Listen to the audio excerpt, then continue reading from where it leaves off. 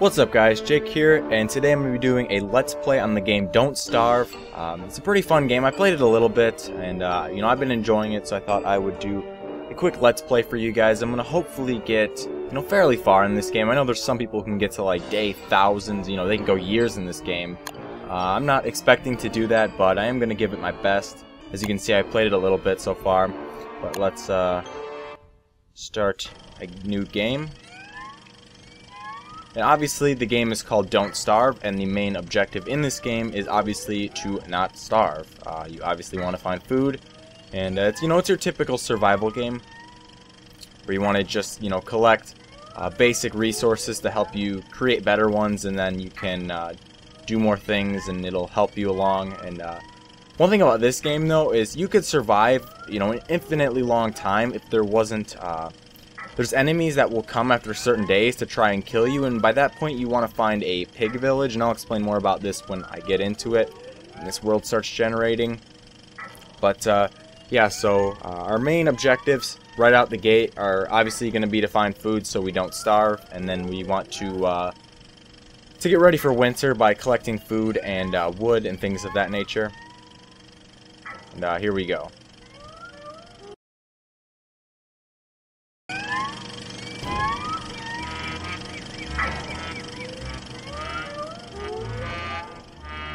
Alright, here we go. This game kind of lags sometimes when I'm starting it, which is kind of strange, but alright, so here we go. There's some flowers. I'm going to collect some flowers right off the gate to, as you can see over here, you have your hunger, which is represented by a stomach, your health, and then this is like your like mental, like capacity, I guess. If you've ever played Amnesia, if this goes down, you'll start to go crazy, which can be a good thing or a bad thing depending on what you're going for. And here I'm collecting some berries, some carrots, because you obviously need food. In like all good survival games, one of the first things you're gonna need is wood. Like all good survival games, the bigger your wood, the better, just like real life. But right now we're collecting these saplings. Yep, they're saplings. The saplings let you make tools to make certain things to help you. So we'll try and get as many of these as possible.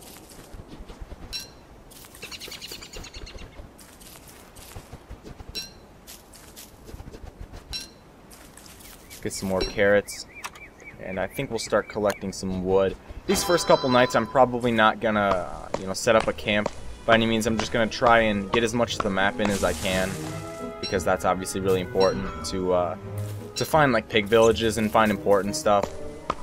That's pretty crucial to doing well in this game, I reckon. And get some logs.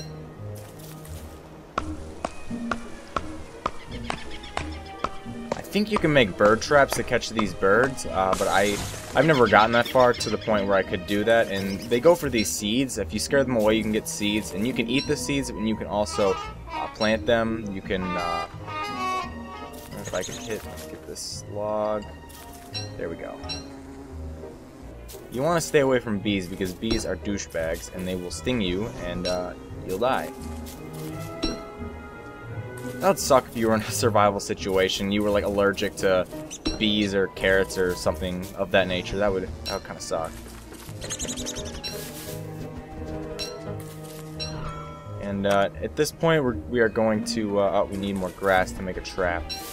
Just get that really quick, and then we'll make a trap. A lot of people bait their traps with like carrots or berries or something, but what you can actually do is at night the rabbits will all return to their holes, so you can just use the traps to you can just set them above the holes and they'll run back right into the traps, which is kind of cheesy.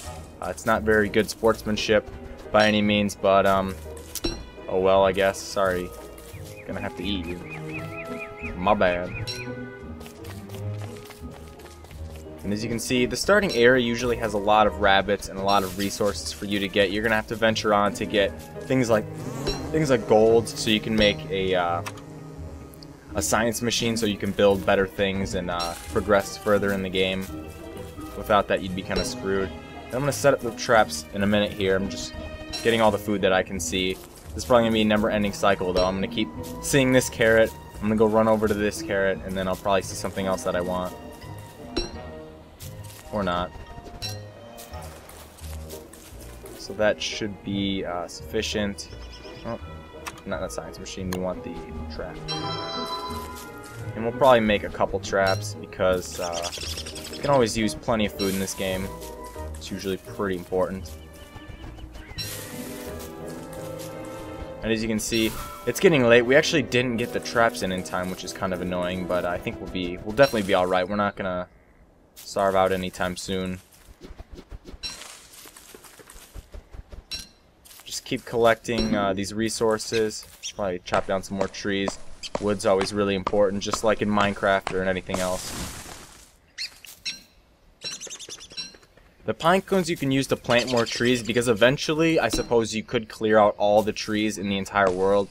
That would take a very long time though, and I don't think that's going to be a likely possibility for us. But you know, if we ever set up a camp, it could probably be beneficial to do that. So we might consider that. So I usually just pick them up. I can always throw them in my backpack later. You can also use them for fuel for your fire, which is always nice. Gonna need some more grass, I believe. And, yeah, and some more saplings for sure. All pretty important stuff.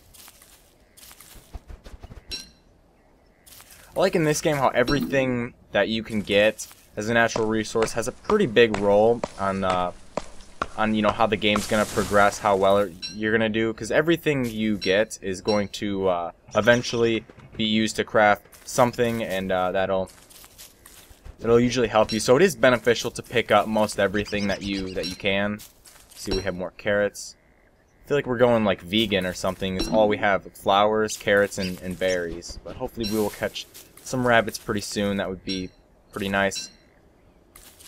And these are mushrooms. They come out during the night and when it gets dark. And what you use those for is you actually they either make your sanity go up or down, and sometimes you want your sanity to go down because there's like little land breaks, and the only way to get through them is to have like an extremely low sanity. I guess if it goes all the way down, you can go through the breaks. So you know, if you're looking to get to a different island or something, or a different region on the map, then that's something you can do. As you can see, our map's not very full. That's usually your objective for the first couple days. It's just to build a torch when it gets dark and just kind of run around and get some more map area. That's probably what we will do. We can get some more grass. We want to set up more of these fire pits because with fire pits you can just keep adding logs to them. They don't ever burn out and turn to ashes, and they also leave markers on the map. So if you want to mark an area for like later use, it's something you can do as well. And obviously it's getting quite dark out, and being outside at night will definitely lower your I don't remember what this is called, but your sanity. There we go. Back to my amnesia days. It'll lower your sanity, and that's something you don't want. And here we have a boulder. I'm gonna come back to these boulders later. These can give you gold and stones, which are used for a lot of different things, which are pretty important. But obviously I don't want my torch to go out right now because that would be very bad.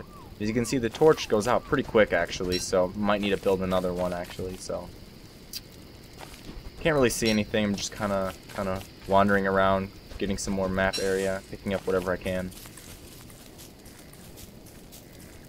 You want to watch out for these ponds because there's lots of frogs in here, and you would think frogs would be like an easy thing to eat, but the frogs in this game are actually douchebags, and they will kill you, you know, if you give them the opportunity. So I usually stay away from anything really that can kill me. And our light's running out here. Oh no. There we go. Maxwell here needs to be able to see, obviously, to survive. He's like Bear Grylls, and he grows a pretty mean beard, I'm not gonna lie. He grows like an Andrew Luck quality neck beard. Let's see what we're doing here. I guess that's a land break. And we should be pretty much at day here. There we go. Alright, welcome back to day 2. As you can see, the days are pretty much the same length all the way around, so you can see how somebody making it to like day 1000 or something would be you know, pretty insane. And watch out for these frogs, they are assholes. And I apologize right now if you can hear a filter in the background. My alligator's actually kind of chilling right next to me in his enclosure. And in his enclosure, there's a filter. And, you know, I can probably remove the noise in Audacity later, but if you can hear it, I apologize for that. I might find a better location to make these videos, but, yeah, so let's go ahead and equip this pickaxe. Probably gonna get some stone, some flint, and I always get this nitrite stuff, and I'm not really sure exactly what it's used for. I've never actually used it for anything, which is kind of annoying. I like to get gold out of certain rocks, and I don't think these rocks give you gold. The ones that do have kind of a gold tint to them, so we'll keep an eye out for that.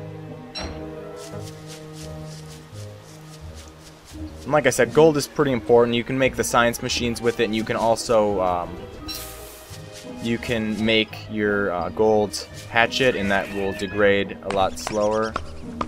Oh, speaking of rabbits, there we go. Thanks for reminding me, little guy. I'm probably gonna have to consume you. Let's go ahead and set down our. Where did I put it? There we go. Trap right here. That should be good.